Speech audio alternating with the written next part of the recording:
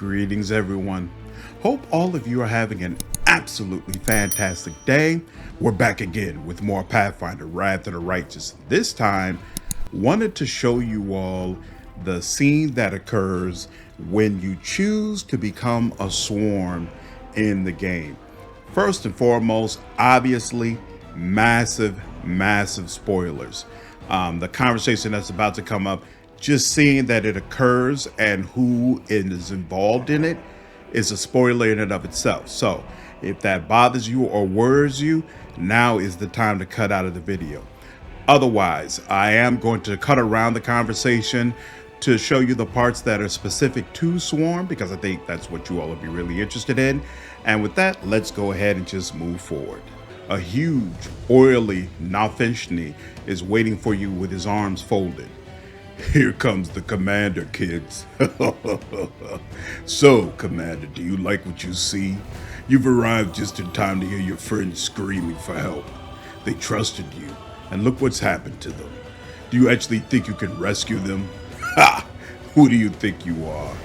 You are just a jumped up mortal insect. You are nobody.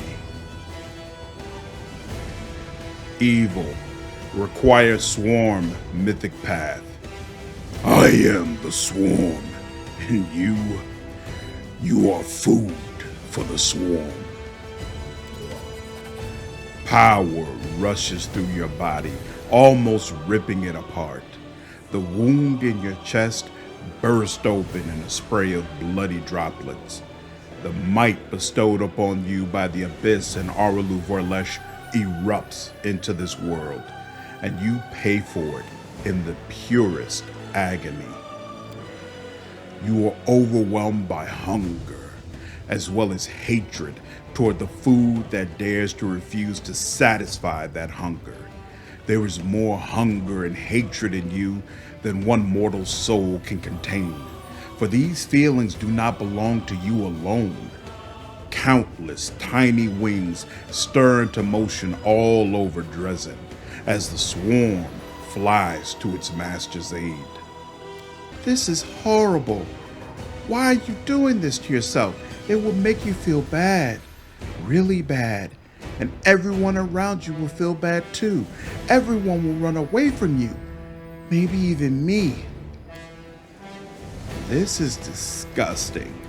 Have you truly decided to turn this to such a heinous thing? If it is true, you can say goodbye to me and to the rest of our party, I imagine.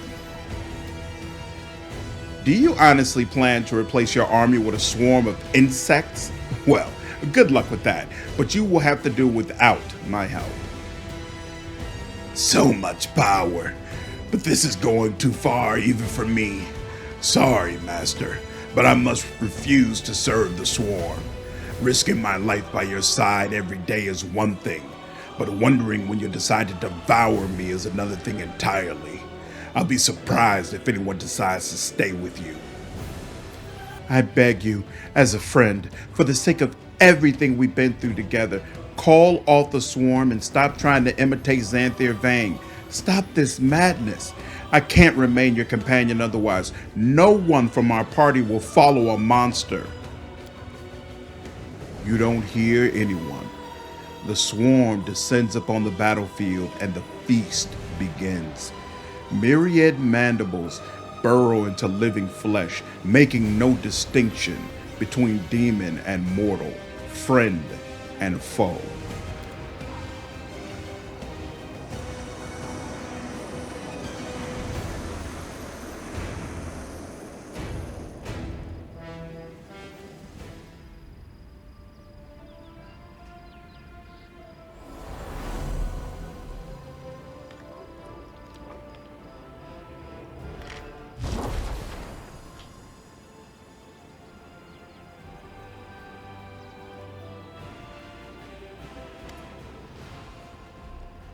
An incredible silence suddenly descends over the city. It is broken by the solemn sound of fanfares that seems to come from far away, everywhere, and nowhere all at once. All eyes are turned to the huge stained glass window of the city's main cathedral.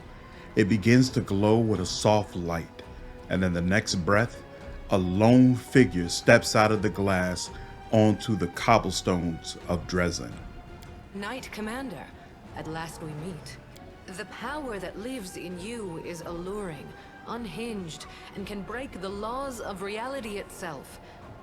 It is dangerous. You have chosen a path that is unspeakably vile. One that would make even demons shudder. Perhaps this blasphemous power will help you defeat the Abyss. But at what cost? Do you really wish to become an enemy to everything that lives?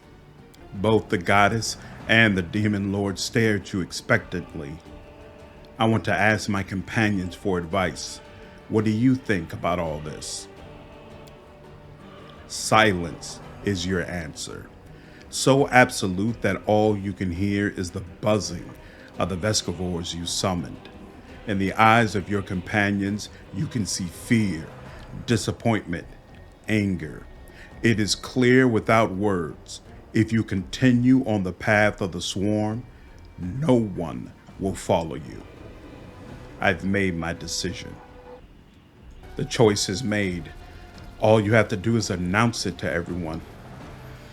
I hate both of you. I hate everyone. Everyone. Your voice buzzes like the wings of myriad insects. The world breaks into pieces, reflecting in the countless facets of countless eyes that stare at you from everywhere. The goddess and the demon lord stand before you. They are so different, but now the expression in their eyes is the same: revulsion, tinged with horror. Well, well, this is a most alarming turn of events. Ugh, how repulsive. You accepted a gift of power from the Abyss, but you have eclipsed your benefactors in unholiness. You are ready to answer, but your lips are paralyzed. Your entire body freezes, and the swarm, so obedient a moment ago, starts scurrying around mindlessly back and forth. An alien will shackles you, indestructible, inhuman, terrifying will. A huge shadow towers over you, and you can tell who it is before you hear it speak. Despicable Iomade, and you, deplorable queen of the Midnight Isles, you wanted to turn this mortal into a weapon against me. A pathetic ploy. Now he is similar to me, and will serve me before he joins my swarm. That will never happen. Iamade's eyes flash with blinding light, and a moment later, a pillar of fire strikes you. You feel your skin sizzling and charring, your eyes boiling and bulging, your muscles reducing to ash. The unbearable torment lasts much longer than the body of a common mortal could handle.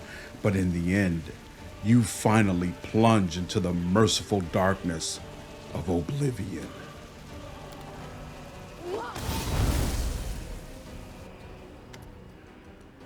The light is gone, and so is the pain. After all, you don't have the ability to feel pain. You no longer have a body, and yet you are still here. Your rage binds you to this place, a deep, abiding hatred for demons, deities, mortals, a hatred for everyone and everything. You hear the sound of distant voices somewhere beyond the veil of darkness that obscures your vision. My friend turned out to be a monster. I guess I'm done with the Crusades. He was so kind, but he also did so many evil things. It's a pity that he died before he had the chance to repent. But I guess it is good that the goddess did not allow him to turn into a walking swarm. So many innocent people would have died if she hadn't intervened. So, the leader of the Crusade turned out to be a traitor. This outcome is unfortunate, but it is not unexpected. I suspected for some time that it would take direct intervention to save the Mendevian army. My commanding officers want to hear a detailed report of this fiasco. Praise the goddess for punishing the traitor, and shame on all of us for not realizing that his soul was rotten to the core. But the crusade will continue without the commander. Who's with me? Farewell. You can hear the grief and sadness in the cleric's voice. I loved you. It's a pity that love cannot save you from what you decided to become. But I swear that I will never forget you. I will always remember the happy moments we spent together and the tragic way it all ended. Now that's how you go out with a bang. It took the intervention of a goddess to kill the commander. You have to admit, that is pretty impressive. Farewell, Anansi, you magnificent scoundrel. When I return to Mendev, I shall find the best bard and pay them to compose a ballad about your meteoric rise and tragic downfall. Yeah, that was something. Snap of the fingers and he turned into a pile of ash. But I better get out of here while I still can. I don't want to become brunch for a bunch of bugs. This miserable pile of ashes used to be my master? Bah! I'd better go find myself someone else to follow. Someone stronger and smarter. Right. Well, my contract is officially at an end. I wonder why I've been so unlucky with my employers lately. I hope the next one won't try to eat me alive at least. What a pity that the experiment of the great Areelu Vorlesh had to end this way. Well, farewell then, boy. You were not a bad follower, but I'm not going to stay here anymore. So that's it then. An empty city, locusts everywhere, and a pile of ashes in the middle of it all. I never thought the crusade would end like this, but if the goddess hadn't intervened, things could have gotten a lot worse.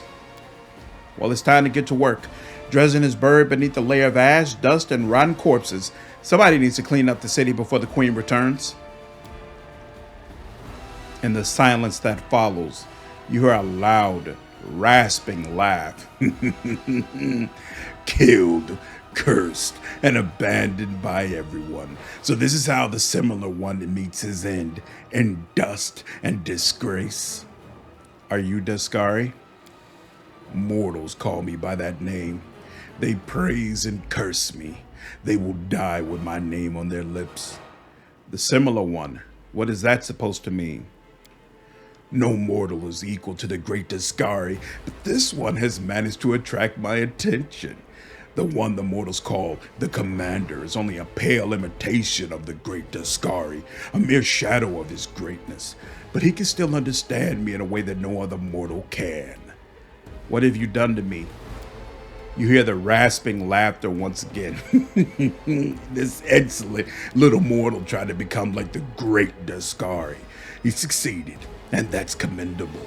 But does this mortal understand the nature of the swarm? Does he know how to control it? Does he know its strengths and weaknesses?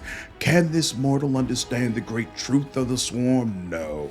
His existence is too brief, too fleeting for him to grasp such a profound truth. The similar one knew that he had to devour the Vescavor queen and subjugate its swarm, but there is danger in every feast.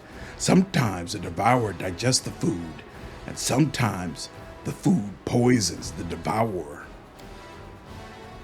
The locusts of the great Deskari were hidden within the swarm that the similar one subjugated to his will, and one locust, small but strong, found its way inside the body of the similar one. As long as the locust remains secure in its hiding place, the similar one will not be free from Deskari's will, until such time as Deskari decides to devour him.